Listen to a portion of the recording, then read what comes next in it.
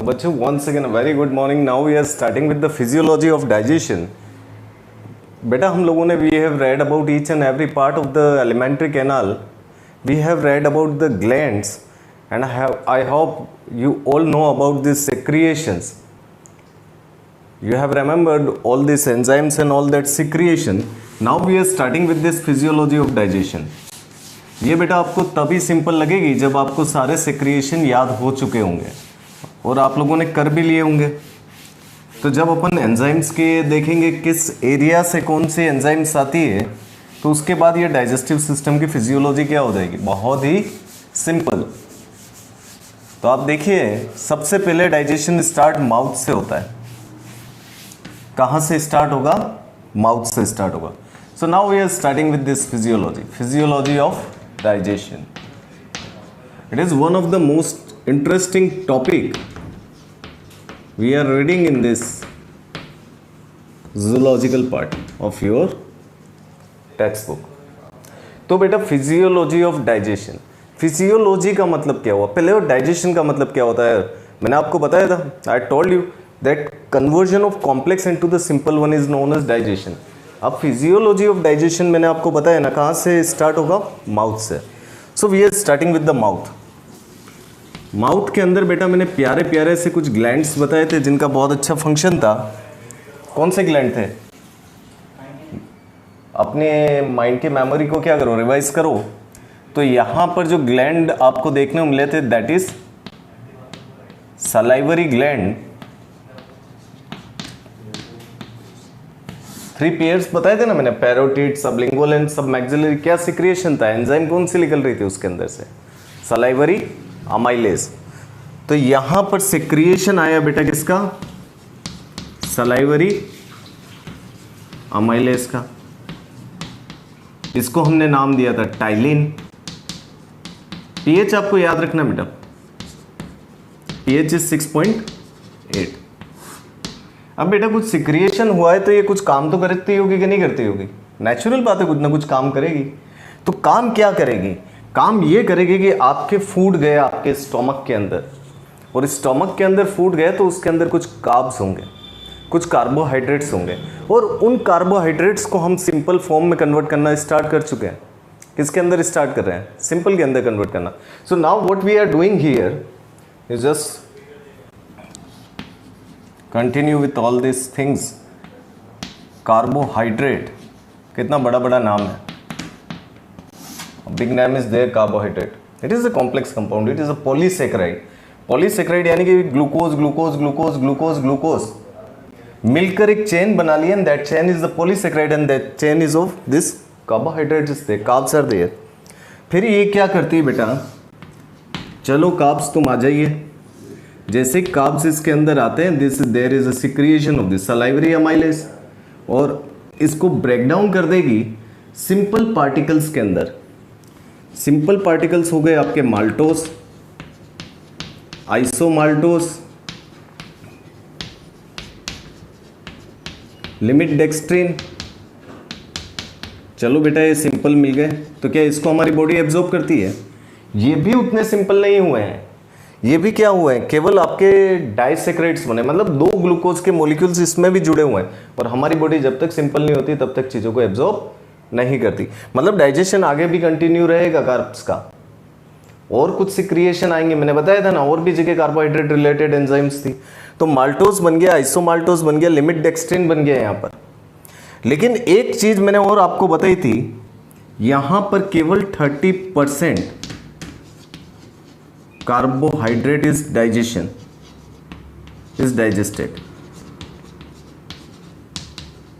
क्यों बेटा? कितना भी स्वादिष्ट खाना हो, कितना भी अच्छा खाना हो, अपन मुंह में थोड़ी रखेंगे। मुंह के अंदर तो थोड़ी देर रहता है, पेट के अंदर ज़्यादा देर रहता है। मीन्स इंटेस्टाइन और उनके अंदर वो ज़्यादा देर स्टे करता है फूड। यहाँ पर तो थोड़ी सी देर ही स्टे कर रहा है। चलो सपोज आप लोगों ने मंचूरियन खा लिया, चाउमीन खा ली, तो क्या मुंह के अंदर ही रखोगे क्या? थोड़ी सी देर ही तो रखते हो उसको। तो थोड़ी सी देर रखोगे तो थोड़ा डाइजेशन होगा। थोड़ा डाइजेशन कितना हो रहा है? 30% डाइजेशन। और कोई एंजाइम बताई थी मैंने सलाइवरी अमाइलेज के अलावा? और मैंने कोई एंजाइम बताई नहीं थी। तो बताई नहीं थी तो दूसरी चीज़ यहाँ पर डाइजेस्ट होगी नहीं। हमको सेक्रिएशन याद होने चाहिए। अगर हमको सेक्रिएशन याद है तो हमको ये फिजियोलॉजी पूरी अच्छे से समझ में आएगी। तो ये तो स्टार्ट हुआ कहाँ से? माउथ से। माउथ में जो फूड बना था उसको हमने क्या बोला था? बोलस। इसके अंदर बेटा सलाइवा मिल गया, इसके अंदर एंजाइम्स मिल गई, अदर इलेक्ट्रोलाइट्स मिल गए, सारी चीज़ें इसके अंदर मिल गई। अब इस रिएक्शन को स्पीड अप करने के लिए जो इलेक्ट्रोलाइट काम आता है ना बेटा, वो कौन सा आता है? Chlorine ion. ये भी क्वेश्चन पूछ लेते हैं। तो ये आपको पता होना चाहिए, ये हालचाल है अपने माउथ का, जहाँ पर डाइजेशन स्टार्ट हुआ किसका? कार्ब्स का। नेक्स्ट फूड धीरे धीरे धीरे धीरे धीरे lower part of alimentary canal में मूव होगा, वहाँ मूव होगा तो वहाँ डाइजेशन कंटिन्यू रहेगा। तो यहाँ तक आप राइट डाउन कीजिए, फिर अपन स्टोमक पर आते हैं। सिंपल, यहाँ तक लिखो।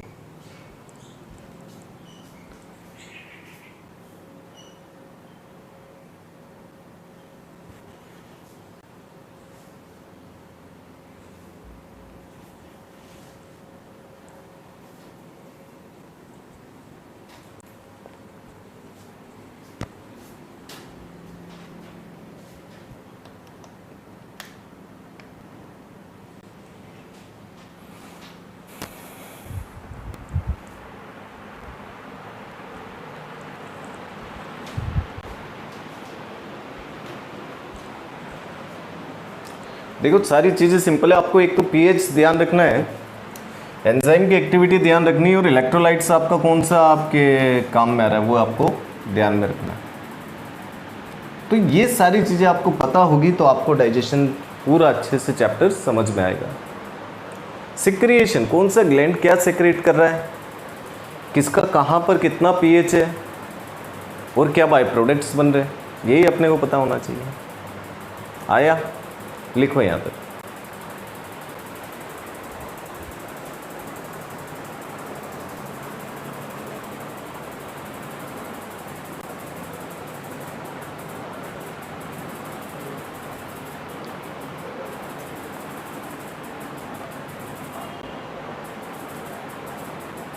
अब देखो बेटा, फूड कहाँ चला जाता है? फूड चला जाता है स्टोमक के अंदर।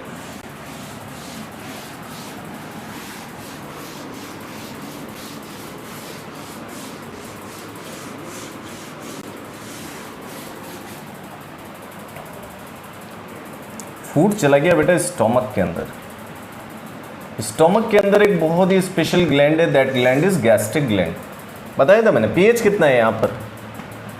1.2 to 2 अपन ले लेते हैं, यहाँ तक इतना पीएच ले लेते हैं। 1.7 1.8 pH is there.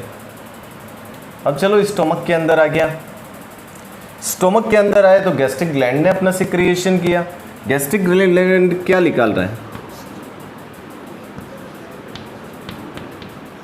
Pepsinogen and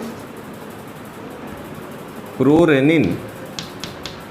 दोनों ही इनएक्टिव है। इनएक्टिव वाले तो बेटा कुछ काम के ही नहीं होते हैं अपने। आप भी अगर इनएक्टिव बन जाओगे तो कोई मतलब नहीं है, आपको पढ़ने के लिए एक्टिव बनना पड़ेगा, स्पेशली नंबर गेन्स करने के लिए।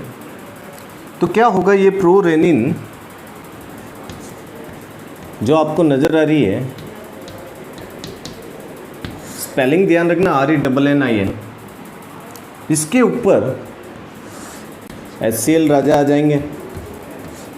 ऑक्जेंटिक सेल इसको सिक्रेट करता है, पेप्टिक सेल इसको सिक्रेट करता है, और ये बन जाएगा एक्टिव। और एक्टिव बनने के बाद जब कोई भी एक्टिव हो जाता है तो बेटा पूछता है काम का है, क्या करूं? तो ये जो रेनिन होता है ये कैसिन के साथ रिएक्ट कर जाता है। Casein is a mix protein, milk protein. तो चलो कैसिन के साथ इसकी रिएक्शन बना देते हैं, और जैसे ही कैसिन के साथ इसकी रिएक्शन बनेगी तो एक प्रोडक्ट बनता है पेरा कैसिन, और इसके साथ में वाइप आउट हो जाता है वे प्रोटीन। बहुत काम की चीज़ है बेटा ये वे प्रोटीन। इट इज़ अ लीन मास। लीन मास का मतलब हुआ आजकल के जो बॉडी बिल्डर्स होते हैं ना बेटा, वो वे प्रोटीन को प्रेफर करते हैं, क्योंकि इसके अंदर न कार्ब्स है न इसके अंदर फैट है, कुछ नहीं, केवल प्रोटीन। पनीर जो होता है ना बेटा, जब बनाते हैं अपने कपड़े के ऊपर डाल देते हैं, दूध के अंदर पहले उसको गर्म करेंगे, फिर उसके अंदर अपन नींबू डालेंगे थोड़ा बहुत, फिर वो दूध फट जाता है, फिर अपन उसको रख देते हैं, और धीरे धीरे उसमें से पानी निकाल लेते। वो जो पानी है बेटा दैट इज़ वे प्रोटीन, जिसके अंदर बिल्कुल भी कार्ब्स नहीं, जिसके अंदर बिल्कुल भी फैट नहीं, और उसके अंदर क्या है, प्रोटीन। तो ये वे प्रोटीन तो एक्सट्रैक्ट हो गया, आपकी बॉडी ने यूज्ड अप कर लिया। ये पैरा कैसीन, ये बेटा जाकर रिएक्ट कर जाता है कैल्शियम से। तो ये जो पैरा कैसीन होता है it react with calcium and form calcium paracaseinate. चलो ये और बना दिया अपने कैल्शियम पैराकेसिनेट। ये क्या है, ये बेटा कर्डलिंग हो गई है, दूध का दही बन गया। Milk is converted into the curd. पेट में जाने के बाद दही बनता है, इससे अच्छा अपन दही खा लेंगे। जिन लोगों में मिल्क नहीं पचता उसको क्या खाना चाहिए, दही खाना चाहिए। तो कैल्शियम पैराकेसिनेट बन गया। ये जो कर्डलिंग हुई है इसके ऊपर ये वापस यहाँ पर एक एंजाइम बताई मैंने, पेप्सिनोजन।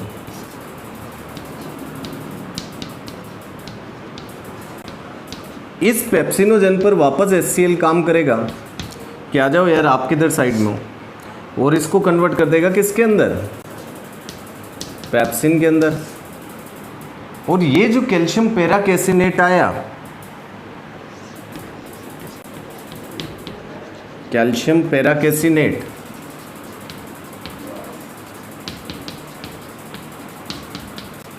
इसके ऊपर इस पेप्सिन राजा ने क्या किया, काम कर दिया। और जब पेप्सिन इस पर एक्ट करेगा तो एसिड की एक लॉन्ग चेन होती है जिसको अपन प्रोटीन बोलेंगे, लेकिन कुछ कम अमीनो एसिड की चेन को हम क्या बोलते हैं, पेप्टोन्स। प्रोटीन पूरा पचा नहीं है लेकिन क्या बन गया है, पेप्टोन्स बन गया। यहाँ तक आया आपको समझ में। अब फूड जो होता है बेटा यहाँ पर जो कहलाता है वो कहलाता है एसिडिक काइल। अदर फूड तो डाइजेस्ट होने का नाम ही नहीं ले सकता क्योंकि यहाँ पर पीएच एसिडिक है, तो ना तो लिपिड यहाँ पर पचता है ना कार्बोहाइड्रेट यहाँ पर डाइजेस्ट होता है। Slight amount of carbohydrate is digested secretion होने से पहले HCl का। जब वो अंदर आता है तो अमाइलेज को लेकर आता है, बॉलस जब आता है अंदर पेट के अंदर तो अमाइलेज को लेकर आता है, और अमाइलेज को लेकर आता है तो वो आपके स्टोमक में जाएगा, तब तक सिक्रिएशन नहीं होगा, तब तक थोड़ा बहुत पच जाता है। बाकी यहाँ पर कोई लाइपेज का सिक्रिएशन नहीं हो रहा है, यहाँ कोई अदर एंजाइम का सिक्रिएशन नहीं हो रहा है, तो stomach is the site for the digestion of protein only. Protein यहाँ पर जाकर डाइजेस्ट हो रहा है, पूरा नहीं हो रहा है। इसके बाद अब किसके अंदर जा रहा है, स्मॉल इंटेस्टाइन के अंदर, डुओडेनम पार्ट के अंदर, जहाँ पर पेनक्रियास भी अपना सिक्रिएशन देगा और स्मॉल इंटेस्टाइन भी अपना सिक्रिएशन प्रोवाइड करेगी। तो आप सबसे पहले यहाँ तक के रिएक्शंस को लिखिए जो स्टोमक के अंदर हो रही है, फिर अपन इंटेस्टाइन के अंदर चलेंगे। देखो आपको अगर सिक्रिएशन और ग्लैंड्स याद हो गए ना तो आपको सारी चीज़ें आती जाएगी। ये मैंने आपको शुरू से ही बोला, आपको सारे सिक्रिएशन आपको क्या करना है, याद रखना है। तो यहाँ तक आप लिखिए, फिर इसके आगे अपन समझते हैं।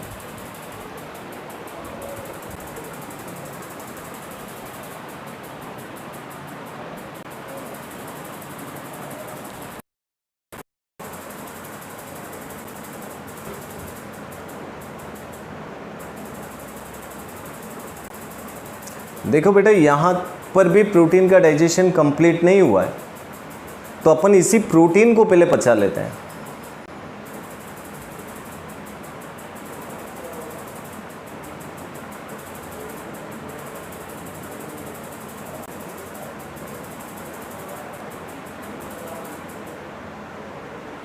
सिंपल है ना यहाँ तक तो, मतलब पेप्सिनोजन और प्रोरेनिन को एक्टिव कर दिया किसने, HCl ने, और रेनिन ने आपके मिल्क प्रोटीन पर एक्ट करके आपके क्या बना दिए बाद में, पेप्टोन्स।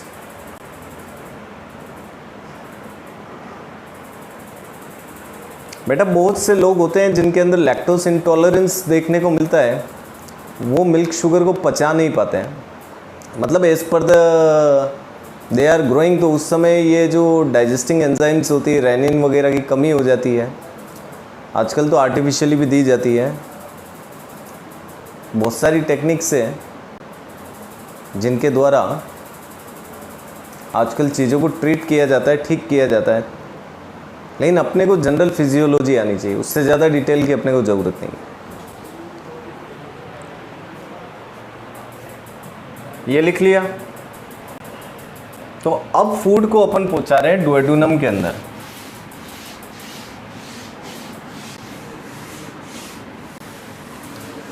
चलो सर, अपन फूड को लेकर चलते हैं डुओडेनम के अंदर।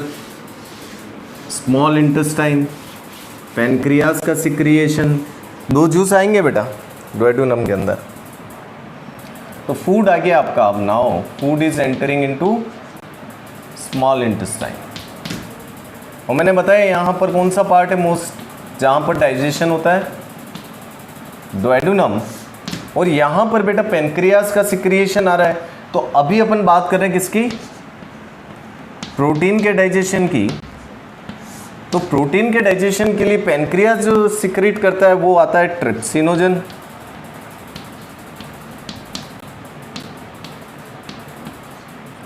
काइमोट्रिप्सिनोजन,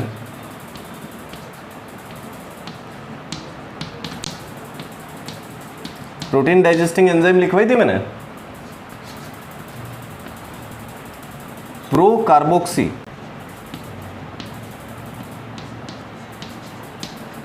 पेप्टिडेस। कितने भयंकर भयंकर नाम है बेटा, एक दो बार पढ़ते हैं ना तो सिंपल लगने लग जाता है। अब देखो आप, ये जो ट्रिप्सिनोजन है ये सारे इनएक्टिव है। इनको एक्टिव के अंदर बदलने के लिए एक एंटेरोकाइनेस करके एंजाइम आती है। सर ये कहाँ से आ गई, ये तो अपन ने सुनी तो थी, कहीं सुनी थी ना अपन ने। स्मॉल इंटेस्टाइन के अंदर एक नॉन डाइजेस्टिंग एंजाइम बताई थी मैंने, उसका डाइजेशन में कोई पार्टिसिपेट नहीं है।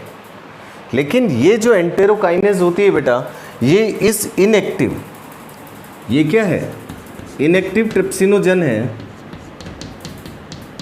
इसको एक्टिव ट्रिप्सिन बना देगी। और आदमी एक्टिव होने के बाद किसी को छोड़ता ही नहीं है।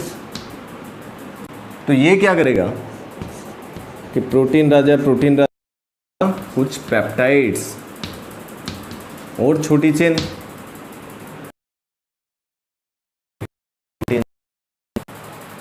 पीएच कितना होगा यहां पर 8.4।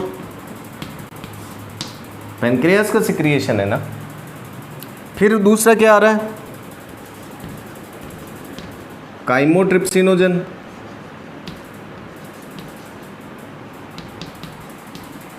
काइमोट्रिप्सिनोजन आया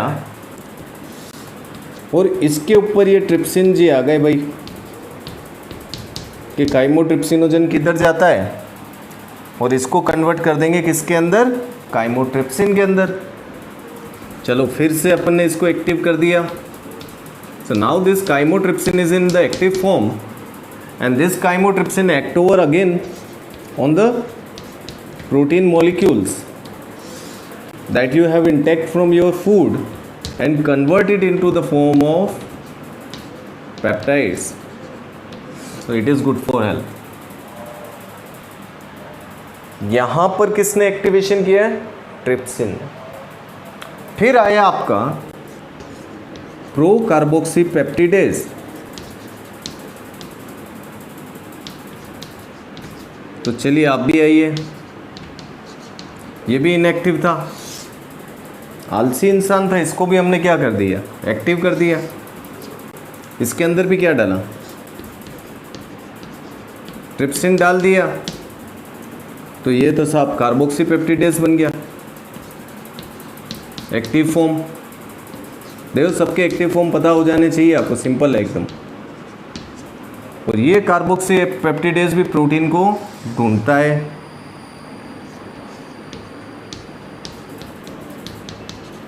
वो प्रोटीन को साइड से काटता है। ये जो पेप्टाइड्स की चेन बनी है ना, जैसे amino acid amino acid amino acid ऐसे चेन बनी हुई है, इनको साइड से काटता है और ये क्या बना देता है,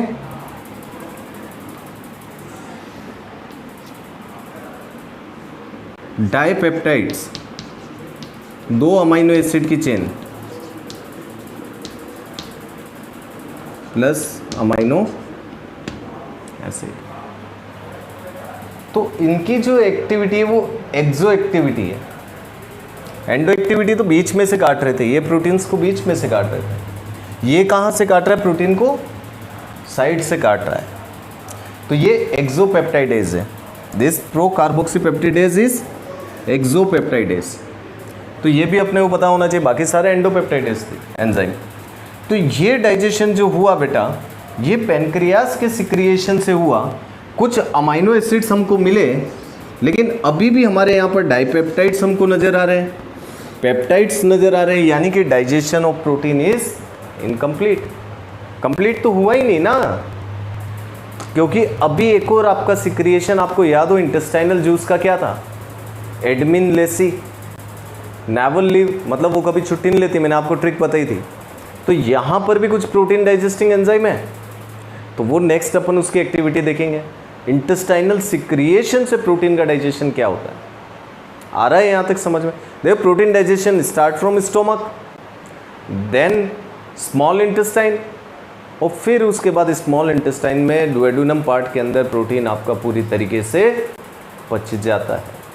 तो नेक्स्ट अपन देखेंगे स्मॉल इंटेस्टाइन का सिक्रिएशन। तब तक यहाँ तक लिखो।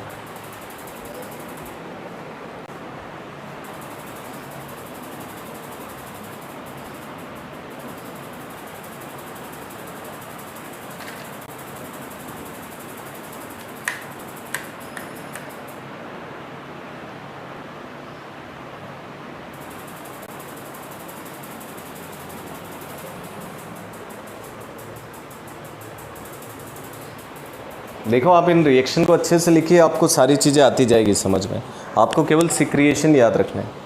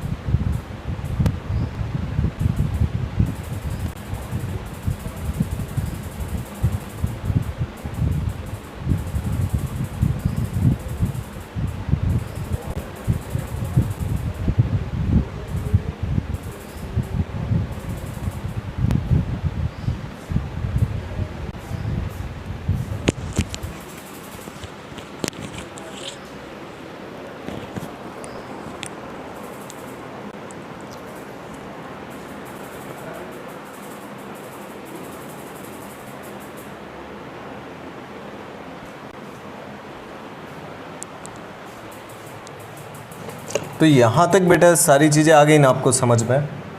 अब इसके आगे समझते हैं।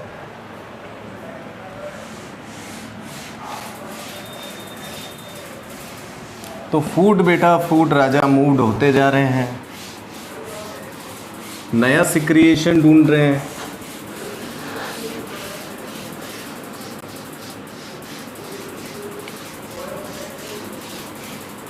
तो नया सिक्रिएशन मैंने आपको एक ट्रिक दी थी, एडमिन,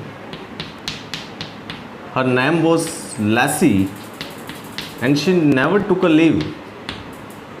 ये आपको याद ही है। यहाँ पर प्रोटीन के लिए बेटा ये एडी ही काम आ रहा है। इस ई को अपन यूज़ कर चुके हैं, एंटेरोकाइनेस, नॉन डाइजेस्टिंग। अब अपन इन दोनों को भी यूज़ कर लेते हैं। तो देखो, सबसे पहले आपके जो पेप्टाइड्स थे उन सब के ऊपर अमाइनो पेप्टिडेज वर्क करेगी और वो बना देगी डाइपेप्टाइड प्लस अमाइनो एसिड। अब डाइपेप्टाइड आ गया।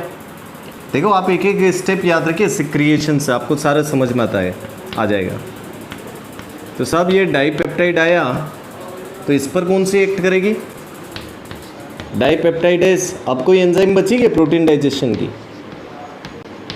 कोई एंजाइम ही नहीं है, यानी कि यहाँ पर एंड प्रोडक्ट जो बनेगा वो बनेगा आपका अमाइनो एसिड, और इससे बन जाएगी अपनी बॉडी।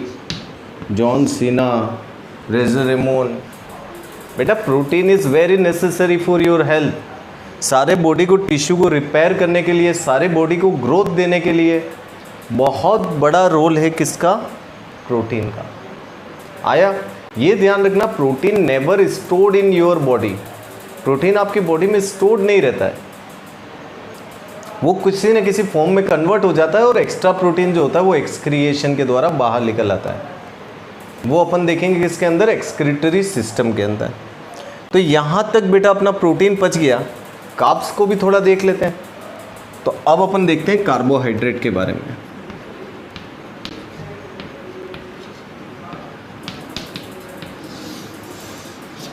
कार्बोहाइड्रेट के लिए फूड कहाँ पड़ा हुआ है? अभी आपको पता है किसके कहाँ कौन सी जगह तक पहुँच चुका है अपना? इंटेस्टाइन के अंदर। इंटेस्टाइन में दो सिक्रिएशन, पेनक्रियास का और इंटेस्टाइनल जूस का। तो कार्बोहाइड्रेट के पचाने के लिए पेनक्रियास खुद निकाल रहा है क्या? सोचो, बताया था मैंने, पैनक्रियाटिक अमाइलेज, अमाइलोक्सिन नाम दिया था अपन ने इसका। पीएच साहब 8.4। और ये भी कार्बोहाइड्रेट को क्या बना देगा? माल्टोज,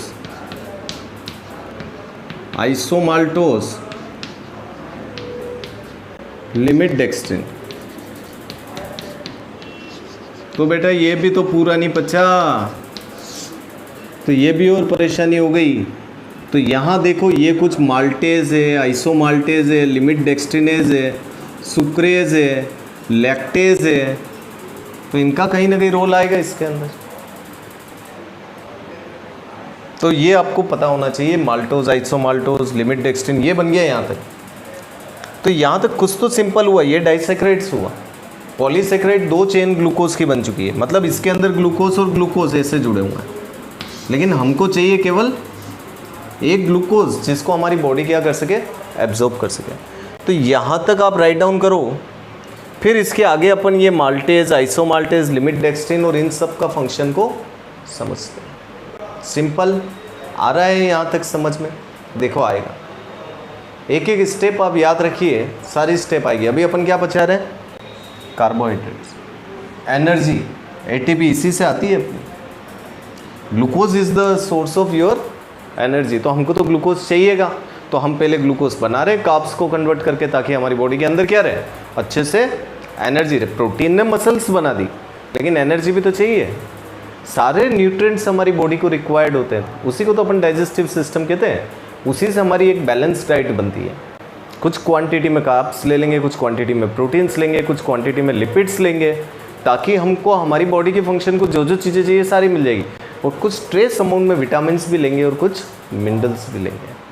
तो फूड आप इस तरीके से डिज़ाइन करो कि आपको ये सारी चीज़ें अच्छे से मिल जाए। यहाँ तक लिखो, फिर इसके आगे और अपन समझते हैं।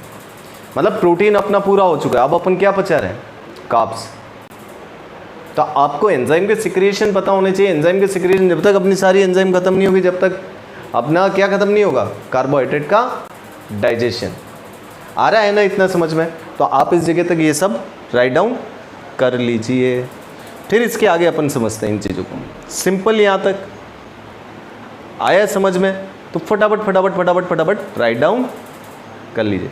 देखो आज आपको फिर से रिवाइज करना चैप्टर को। 100% नंबर ऐसे ही नहीं आते हैं, एक एक चीज़ों को आपको पढ़ना है। सिंपल, तो ये लिखिए,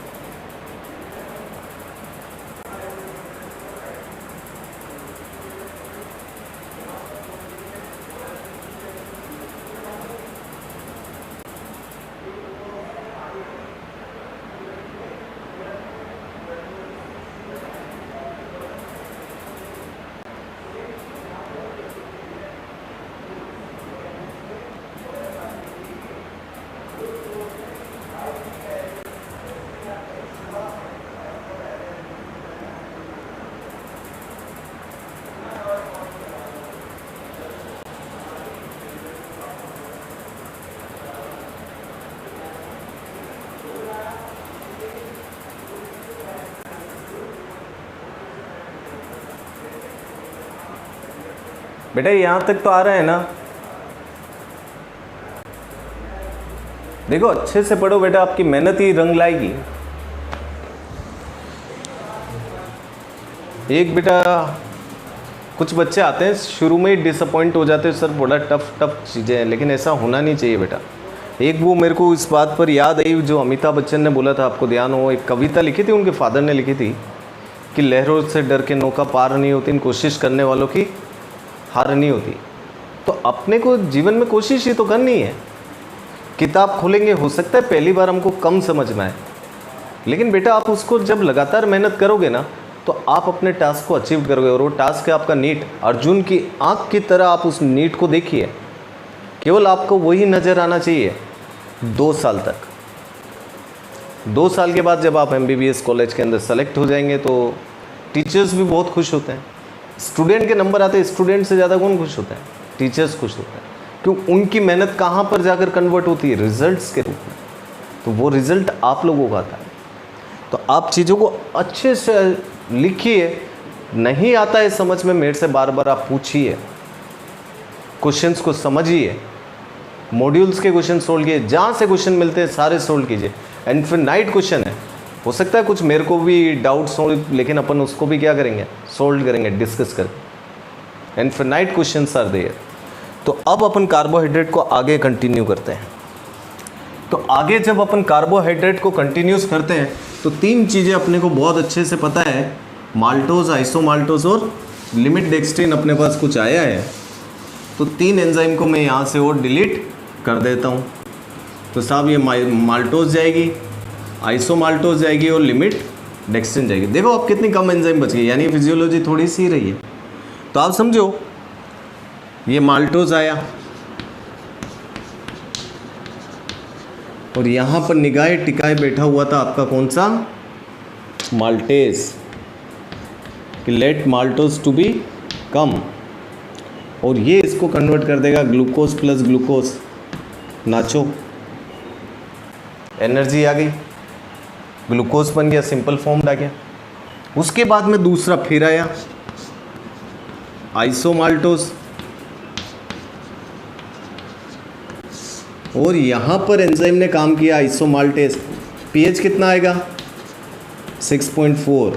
इंटेस्टाइनल जूस चल रहा है, इसने भी बना दिया क्या? Glucose and glucose. ये और मजा आ गया अपने को। फिर उसके बाद में लिमिट डेक्स्ट्रिन आया। तो अपनी बॉडी को तो मजा आ गया बेटा, जो हम चाह रहे थे उस लेवल पर आ गए। हमको ग्लूकोज चाहिए था, ग्लूकोज मिलने लग गया। तो ये आ गया वही लिमिट डेक्स्ट्रिनेज, और यहाँ मिल गया आपको ग्लूकोज प्लस ग्लूकोज। अब बेटा चाय पीते हैं, चाय के अंदर शक्कर होती है, वो टेबल शुगर होती है, उसको भी बचाना है, उसको बोलते हैं सुक्रोज। इसको भी बचा लेते हैं। एस का क्या था? एस अपन ने कट नहीं किया क्या? एस भी कट कर दो। सुक्रोज को भी क्या कर दो? कट कर दो। देखो एडमिन, एक तो एन बच गया ये, और एक ये एन बच गया, और एक ये एल बचा है। एस को हमने कट कर दिया यहाँ पर। सुक्रोज को डाइजेस्ट करने के लिए फिर से अपन सोल्जर लेकर आए अपने, सुक्रेज, और ये क्या बनाती है? Fructose plus glucose. Fructose is the fruit sugar बेटा, ये कभी स्टोर्ड नहीं होती है, ये वापस लीवर भाई के पास जाती है, और लीवर भाई के पास जाकर वापस कन्वर्ट हो जाती है ग्लूकोज के अंदर। वो अपन देखेंगे एसिमुलेशन के अंदर, एब्जॉर्प्शन एंड एसिमुलेशन के अंदर। मिल्क शुगर, दूध के, अभी मैंने बताया था लैक्टोज इंटॉलरेंस हो जाता है बहुत से जनों के अंदर। उसको पचाने के लिए जो एंजाइम चाहिए वो चाहिए lactase,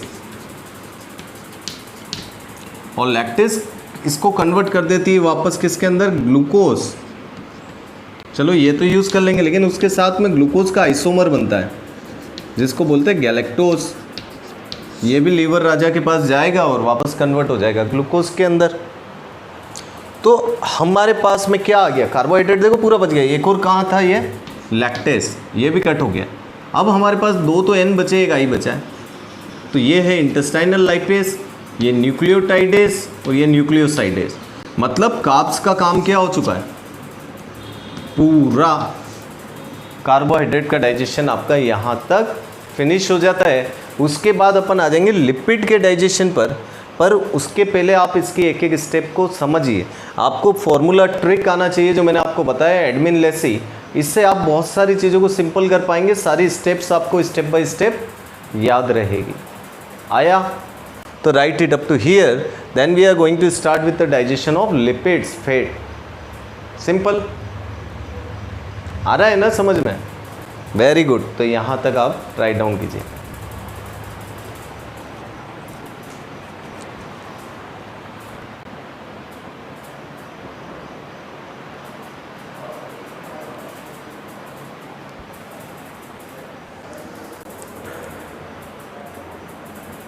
So the conversion of complex compound into the simple one is your digestive system.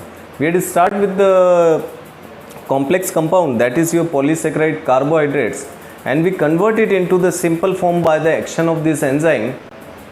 Different enzymes are there which are secreted by stomach, which are secreted by pancreas. Some of them are secreted by intestine, and make it convert into the simple form, that is in the form of glucose. Now your body can absorb this glucose.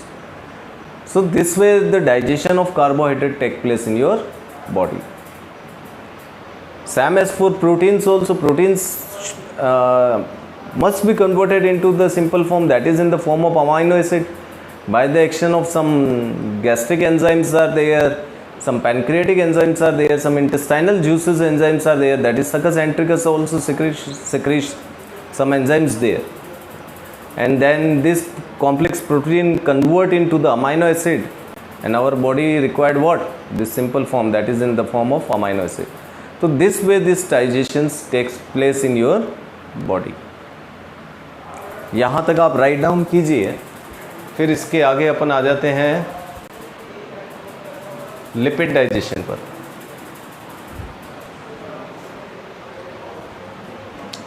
लिख लिया ना ये आप लोगों ने? तो बेटा आ जाते हैं अपन lipid digestion.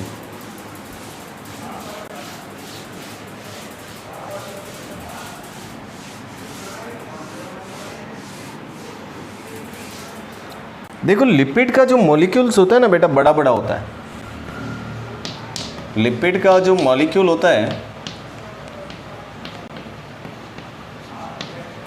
Bigger in size. Lipid molecules is what? Bigger in size. Suppose this. अब बेटा इस पर एंजाइम को एक्टिविटी करने के लिए थोड़ी सी परेशानी होगी, तो यहाँ पर लीवर साहब जो होते हैं वो बाइल सॉल्ट निकालते हैं और इसको कर देते हैं emulsification. Emulsification of lipid. Emulsification of lipid के अंदर formation of small fat droplet. So this one is the small fat droplet. अब बेटा आपने इसको छोटे छोटे फॉर्म में किया तो सरफेस एरिया बढ़ गया है यहाँ पर, तो यहाँ पर आपके एंजाइम्स आकर क्या कर सकती है, फिर एक्ट कर सकती है। तो देखो हमारे माउथ के अंदर कोई लिपिड डाइजेशन एंजाइम नहीं आती, स्टोमक में नहीं आती, आती है क्या? माउथ के अंदर तो अमाइलेज है, स्टोमक के अंदर आपकी रेनिन है और आपकी पेप्सिन है। पैनक्रियास के अंदर कुछ आती है क्या? बताया था मैंने शायद, पैनक्रियाटिक सिक्रिएशन के अंदर पैनक्रियाटिक लाइपेज। तो ये जो आपके लिपिड होते हैं बेटा ट्राइग्लिसराइड होते हैं, मतलब एक मॉलिक्यूल ग्लिसरॉल का और 3 मॉलिक्यूल्स आपके फैटी एसिड के। तो 3 मॉलिक्यूल फैटी एसिड और ग्लिसरॉल मिलकर बनाता है ये ट्राइग्लिसराइड।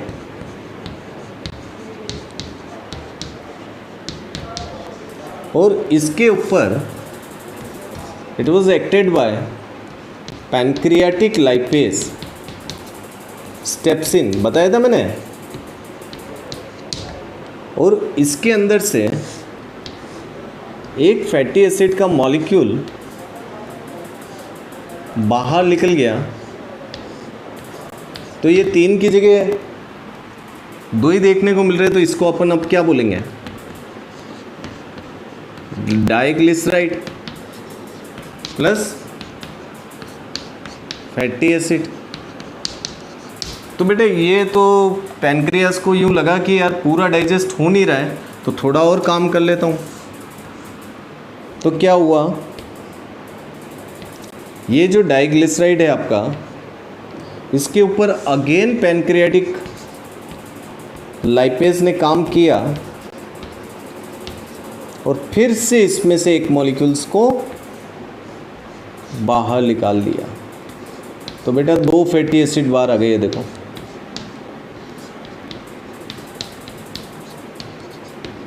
अब ये एक रह गया, तो इसको अपन क्या बोलेंगे,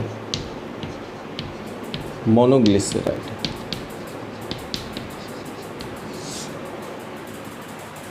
आए ये भी समझ में, ये भी अपने को नहीं चाहिए। तो पैनक्रियाटिक लाइपेज ने क्या किया, फिर से मोनोग्लिसराइड पर एक्ट किया। Pancreatic lipase acted over this monoglyceride और इसने क्या बना दिया, अब ये फैटी एसिड और इसके साथ में ग्लिसरॉल। तो अपने को तो इसी रूप में चाहिए ना बेटा, फैटी एसिड और ग्लिसरॉल। लेकिन पैनक्रियास की एंजाइम का जो सिक्रिएशन है वो सारे लिपिड्स को नहीं पचा पाती, सारे लिपिड्स को फैटी एसिड और ग्लिसरॉल में कन्वर्ट नहीं कर पाई। इसके लिए मैंने एडमिन लेसी का एक और क्या बच गया था, अपना आई बचा था, दैट इज इंटेस्टाइनल लाइपेज। तो वो रिमेनिंग फैटी एसिड है, मतलब कुछ मोनोग्लिसराइड होंगे, कुछ आपके ट्राइग्लिसराइड होंगे, उन पर फिर से एक्ट होगा और वो उसको कन्वर्ट कर देगा फैटी एसिड एंड ग्लिसरॉल के अंदर। वापस से समझिए, ट्राइग्लिसराइड था, उसके ऊपर पैनक्रियाटिक लाइपेज ने काम किया, डाइग्लिसराइड बनाया। डाइग्लिसराइड पे आपके फिर पैनक्रियाटिक लाइपेज ने काम किया, मोनोग्लिसराइड बनाया। मोनोग्लिसराइड से fatty acid, glycerol, but not for the all molecules of lipid. जिसके कारण आपको अब और किसकी ज़रूरत है, इंटेस्टाइनल लाइपेज की। सबसे पहले तो इमल्सिफिकेशन भी किया है आपने यहाँ पर। जो भी बिग फैट ड्रॉपलेट है, फैट के मॉलिक्यूल्स है, उसको आपने स्मॉल फैट ड्रॉपलेट बनना है, इसको बोलते हैं इमल्सिफिकेशन ऑफ फैट। और फिर इसके ऊपर बेटा यहाँ पर आकर सारी एंजाइम्स एक्ट कर रही है, ताकि ये सिंपल फॉर्म के अंदर क्या होते जा रहे हैं, कन्वर्ट होते जा रहे हैं। तो यहाँ तक भी आप राइट डाउन कीजिए। फिर अपन इसका इंटेस्टाइनल लाइपेज का सिक्रिएशन इसके ऊपर देखते हैं। सिंपल आ रहा है ना यहाँ तक समझ में, तो यहाँ तक आप राइट डाउन करो, फिर इसके आगे और समझते हैं।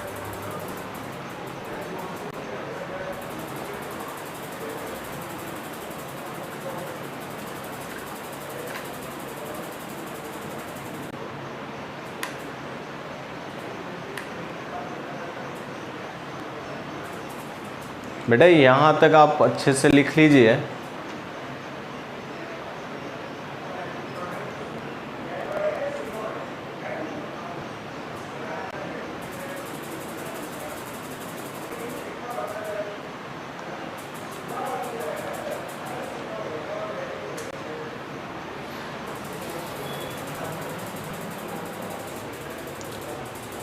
ये तो आया ना आपको लिपिड का डाइजेशन, तो यहाँ तक बेटा आप लिखिए। फिर इसके बाद अपन इंटेस्टाइनल लाइपेज की एक्टिविटी देखेंगे।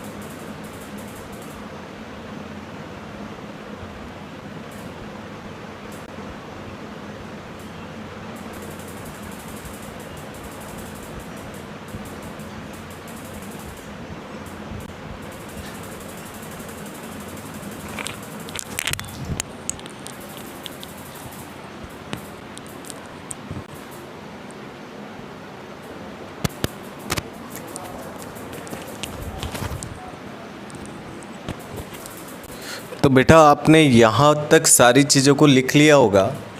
अब अपन इसके आगे इंटेस्टाइनल लाइपेज की एक्टिविटी देखते हैं।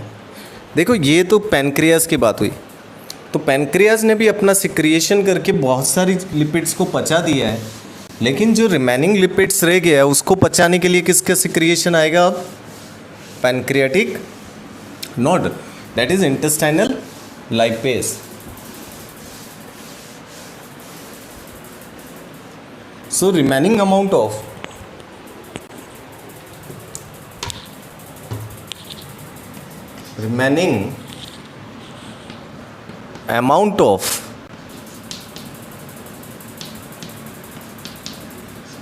triglyceride, somewhat diglycerides are also there, some monoglycerides are also there. They all are acted by one enzyme, and that enzyme is intestinal lipase, and it convert it into the fatty acid and glycerol। तो यही तो हमको चाहिए था बेटा and product. तो यहाँ पर जो सिंपल कंपाउंड्स बनता है वो फैटी एसिड एंड ग्लिसरॉल बन गया है आपका। तो यहाँ पर आकर आपका लिपिड का डाइजेशन भी क्या हो जाता है? पूरा हो जाता है। अब अपना डाइजेशन किसका रहा? केवल न्यूक्लिक एसिड का। आप देखिए ना और कौन सी एंजाइम बच गई? न्यूक्लियोटाइडेज, न्यूक्लियोसाइडेज और पैनक्रियाटिक न्यूक्लियस। उसके अलावा जितनी भी मैंने सिक्रिएशन बताए थे सारे पूरे हो चुके हैं, सारे हमने राइट डाउन कर लिए हैं। तो सारे होप बेटा आप लोगों को आ चुके हैं। तो चलो यहाँ तक आप लोग राइट डाउन कीजिए, फिर इसके आगे अपन किसका देखते हैं? न्यूक्लिक एसिड का डाइजेशन। सिंपल यहाँ तक, तो ये भी आप राइट डाउन कर लीजिए।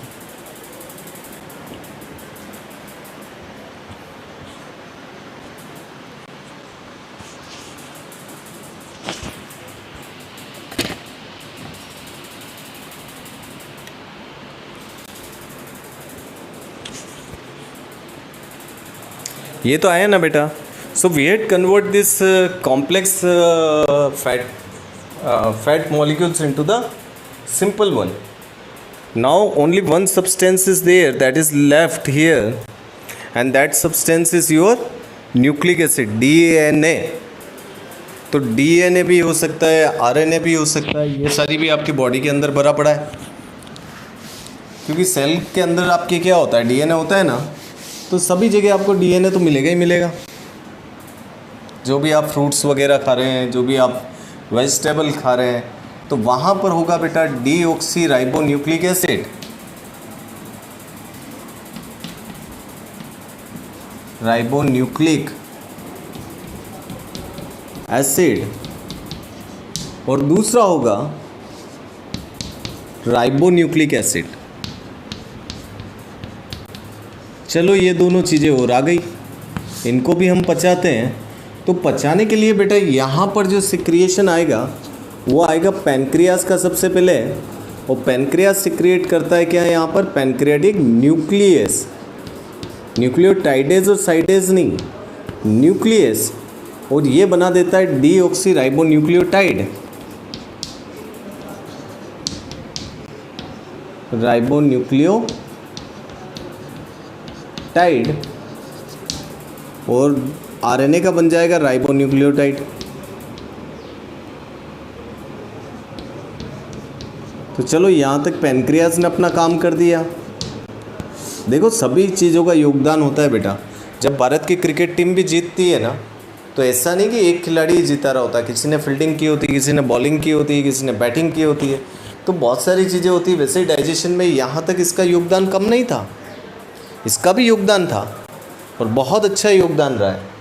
तो अब ये जो योगदान है बेटा, इसके आगे देखा जाता है। देखो everything is the team work, होता है या नहीं होता है? तो यहाँ समझो अब ये आया बेटा डीऑक्सी राइबोन्यूक्लियोटाइड। तो अब बेटा इंटेस्टाइनल महाराज जो इतनी देर शांति से बैठे हुए थे, उन्होंने कहा चलो यार अब मैं इसको पचा लेता हूँ, तूने यहाँ तक काम किया तो ये मैं कर देता हूँ। तो डीऑक्सी राइबो न्यूक्लियोटाइड, जब ये डीऑक्सी राइबो न्यूक्लियोटाइड आता है यहाँ पर, डीऑक्सी राइबो न्यूक्लियोटाइड या राइबो न्यूक्लियोटाइड दोनों ही आते हैं, तो एक एंजाइम मैंने पेनक्रियास के अंदर आपकी ओर रह गई, मैंने बताई अभी, न्यूक्लियोटाइडेस, वो क्या करेगी बेटा, इसको कन्वर्ट कर देगी न्यूक्लियोसाइड के अंदर। ये डीएनए चैप्टर आएगा ना बेटा अपना बायोमोलिक्यूल्स, उसमें मैं इसका आपको स्ट्रक्चर बताऊंगा, क्या न्यूक्लियोटाइड होता है, क्या न्यूक्लियोसाइड होता है, और इसके साथ निकाल देती इनऑर्गेनिक फॉस्फेट। अभी केवल आप इतना ही याद रखो।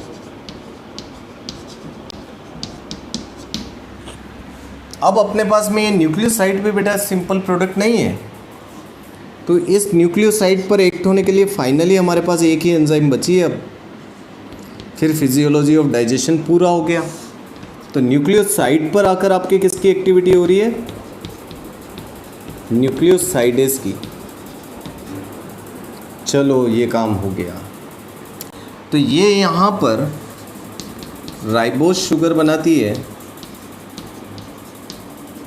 और उसके साथ रिलीज कर देती है नाइट्रोजन बेस को, और ये होता है बेटा अपना सिंपल प्रोडक्ट। तो ये देखिए बेटा अपन ने कितना कॉम्प्लेक्स फूड था उसको हमने किसके अंदर कन्वर्ट कर दिया है, सिंपल के अंदर, that is your digestive system. तो यहाँ तक बेटा आज आपको एक एक स्टेप वापस से पढ़नी है। सबसे पहले आपको क्या याद करना है इसके अंदर, सिक्रिएशन, ग्लैंड्स, कौन से सेल क्या सिक्रेट कर रहे हैं, यही सारे क्वेश्चंस बेटा आपको आपके मॉड्यूल्स के अंदर देखने को मिलेंगे।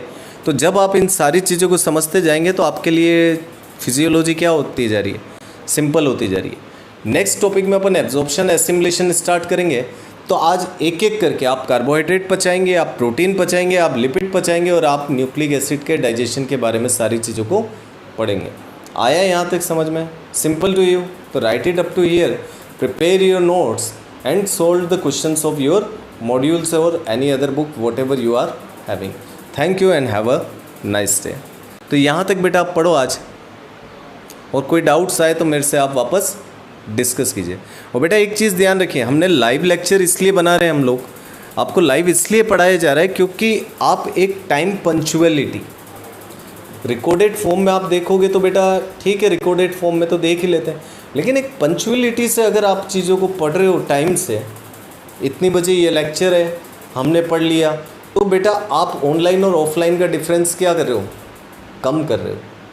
क्योंकि ऑफलाइन के अंदर क्या होता है, एक पंक्चुअलिटी, एक टाइम होता है, लेकिन बहुत से बच्चे ऐसे होते हैं कि यार सर का रिकॉर्डेड देख लेंगे, तो वो अपने को नहीं करना है। अपने को जो टाइम है उसी टाइम से उस चीज़ को पढ़ना है, और उसके बाद में उसको क्या करना है, डिस्कस करना है। और जो कुछ नए बच्चे जो आए हैं और जो पीछे रह गए, वो फटाफट कोर्स को वहाँ तक कवर कीजिए और यहाँ तक वापस हमारे साथ में आ जाइए। Thank you and have a nice day.